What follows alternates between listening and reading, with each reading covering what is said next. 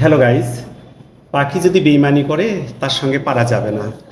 শিকল বেরি দিলে কি আর বাইন্ধা রাখা যায়? পাখি উইরা যাইতে চায়। টাকা পয়সা না থাকিলে পাখি অন্যের হয়ে যায়।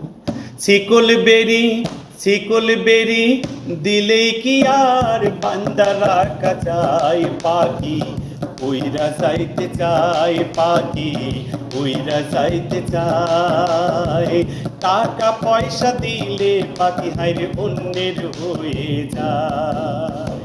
শিকল বেরি দিলে কি আর বান্দা রাখা যায়? পাখি উইরা যাইতে চায়, পাখি উইরা যাইতে চায়।